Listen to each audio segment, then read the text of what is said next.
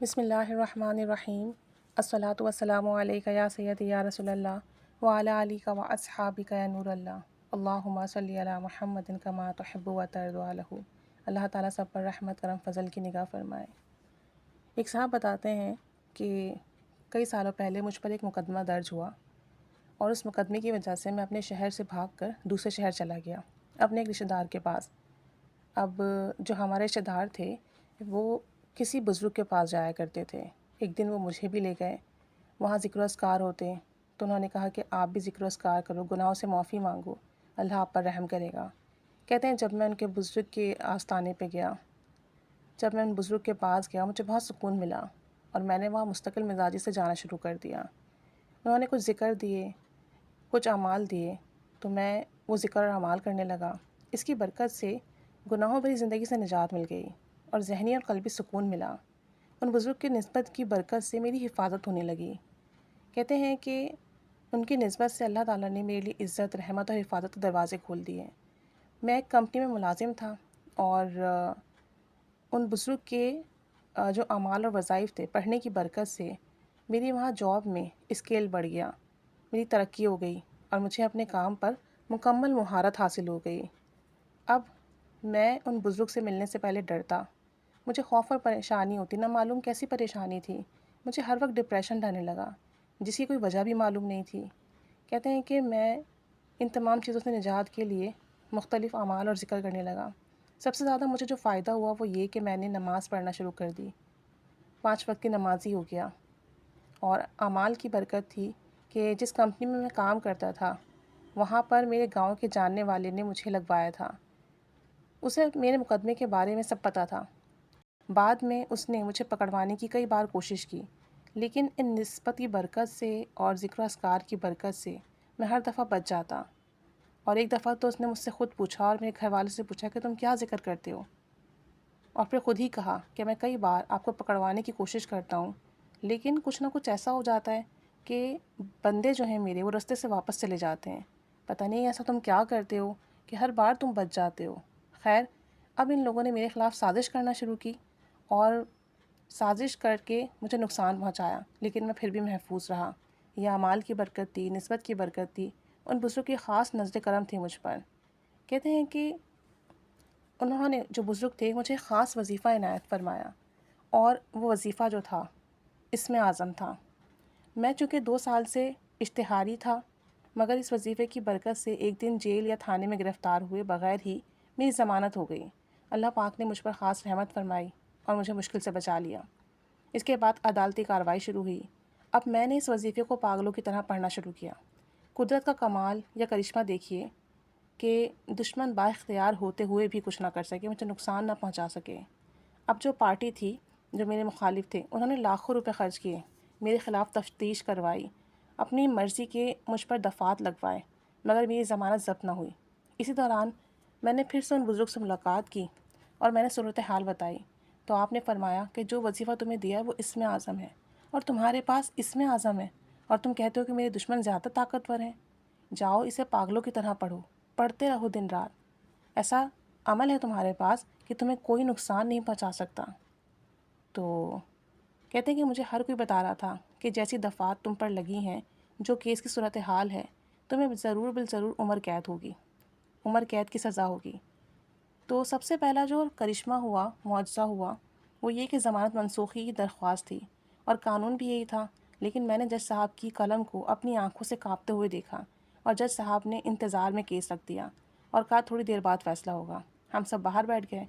اب جو ہماری مخالف پارٹی تھی انہوں نے نعرے لگانا شروع کر دیے اور ابھی آرڈر بھی نہیں آئے تھے، اور وہاں سے پولیس کو میں نے دیکھا کہ وہ جو ہے اپنی تیاری کر رہی ہے، ابھی جج صاحب آرڈر دیں گے اور مجھے پکڑ کر وہ جو ہے مجھے مزہ چکھائیں گے، لیکن قدرت کو کچھ اور ہی منظور تھا۔ مجھے خود معلوم نہیں تھا کہ یہ سب کیا ہو رہا ہے۔ اچانک جو گاڑی مجھے پکڑنے کے لیے آئی تھی وہی پولیس والے بھاگتے ہوئے نظر آئے اور ڈرائیور کو کہا کہ بس گاڑی عدالت سے باہر نکال لو۔ بعد میں پتہ چلا کہ میری ضمانت منسوخی کی درخواست جج صاحب نے خارج کر دی۔ اب جو پارٹی تھی اور درخواست بھی جو میرے خلاف تھی وہ خارج ہو گئی۔ چالان میں ایک رپورٹ گم ہو گئی تھی۔ اب جج صاحب نے آرڈر دیا کہ پولیس والے باہر آئے ہوئے ہیں، ان کو بلائیں، ان سے پوچھیں کہ رپورٹ کہاں ہے۔ اس لیے پولیس والے ڈر کر وہاں سے چلے گئے۔ کورٹ کے سارے سینٹر اور سرکاری وکیل پریشان تھے، یہ کیسا منظر ہے، ہر رپورٹ مجرم کے خلاف، جج صاحب نے کیا فیصلہ کرنا ہے۔ پھر چند سماعتوں کے بعد فیصلے کا دن آ گیا۔ اب جو بڑے بڑے وکلا تھے وہ کہہ رہے تھے کہ تم کیا سوچ کر عدالت میں کھڑے ہو، تم کہیں چلے جاؤ، کسی دوسرے ملک چلے جاؤ، تمہیں عمر قید کی سزا ہوگی۔ مگر میں مطمئن ہو کر پڑھتا رہا۔ ہر طرف یہی شور تھا کہ اس بندے کو آج عمر قید کی سزا ہو جائے گی۔ میرا وکیل بھی مجھے چھوڑ کر چلا گیا۔ جب جج صاحب کے سامنے پیش ہوئے تو بار بار میری طرف ہلکی نگاہوں سے دیکھ رہے تھے۔ پھر کہا آج فیصلہ نہیں ہوگا، جمعے کے دن فیصلہ سنایا جائے گا۔ خیر جمعے کا دن بھی آ گیا۔ ہم 7 قیدی تھے جن میں اصل مجرم تو میں ہی تھا۔ کہتے ہیں کہ عدالت میں جانے سے پہلے میں نے سنت طریقے سے مسواک کی، سر پر ٹوپی رکھی، عدالت کے کمرے میں پہنچ گیا اور جج صاحب نے کہا میرا نام لے کر کہ کون ہے یہ بندہ، کون ہے؟ میں نے عرض کیا کہ میں ہوں سرکار۔ کہنے لگے اپنے وکیل کو لاؤ۔ بڑی مشکل سے فون کر کے وکیل کو بلایا گیا، وہ بھی آ گیا۔ اب جج صاحب نے جو ہماری مخالف پارٹی تھی اس کے وکیل کو کہا کہ تمہاری پوری کارروائی میں صرف پولیس شامل ہے۔ اس کیس میں کچھ مراحل ایسے ہیں جہاں پر کارروائی علاقہ مجسٹریٹ کرتا ہے، مگر یہاں بھی پولیس نے کارروائی کی، لہٰذا پولیس نے یک طرفہ فیصلہ کیا، اور جتنے بھی یہاں پر دفعات لگی ہیں، جج صاحب نے ہماری طرف دیکھتے ہوئے کہا کہ تم سب آزاد ہو، اپنے گھر جاؤ۔ جب جج صاحب نے فیصلہ سنایا تو وہاں کھڑے ہر وکیل کو غشی کے دورے پڑنے لگے، جیسے وہ پاگل ہو گئے ہوں۔ اب مخالف پارٹی کا جو وکیل تھا وہ بار بار کہہ رہا تھا یہ فیصلہ صحیح نہیں، پاگلوں کی طرح یہ پوچھ رہا تھا کہ لوگ مجھ سے پوچھ رہے تھے یہ کیا ہوا، کیسے ہوا۔ اب میری بھی سمجھ میں کچھ نہیں آ رہا تھا۔ جب ہم باہر جانے لگے تو جج صاحب نے کہا کہ تم لوگ جاؤ اور تم رک جاؤ، تو میرے وکیل اور سب کھڑے ہو گئے۔ تو جج صاحب فرمانے لگے میری بھی تو کچھ سن کے جائیے۔ ہم لوگ حیران ہوئے تو وہ جج صاحب کہنے لگے جو عدالت میں مقدمے کی کارروائی دیتے ہیں اور آج ہم سب سے خوشگوار موڈ میں بات کر رہے تھے، کہنے لگے پہلے دن جب میں نے فیصلہ کیا کہ آپ کو تو 24 سال کی قید اور باقی تمام کے ساتھیوں کو 5 سال کی قید لکھوں گا، پھر اچانک محسوس ہوا کہ نہیں یہ فیصلہ ٹھیک نہیں ہے۔ پھر میں نے یہ لکھا ہوا کمپیوٹر سے ڈیلیٹ کروا دیا اور پھر میں نے قانون کی کتابوں سے پڑھا اور تمہارے حق میں فیصلہ قانون کی کتابوں سے سنایا۔ اور یہ سب کچھ جو کچھ ہوا، جو کچھ بھی تھا، جو پیچھے طاقت تھی، وہ دعاؤں کی برکت تھی، وہ دعاؤں کی طاقت تھی۔ اور میرے پاس جو عمل تھا وہ تھا یا قادر یا نافع، یا قادر یا نافع، کہ اللہ ہر چیز پر قادر ہے اور وہ نفع دینے والا ہے۔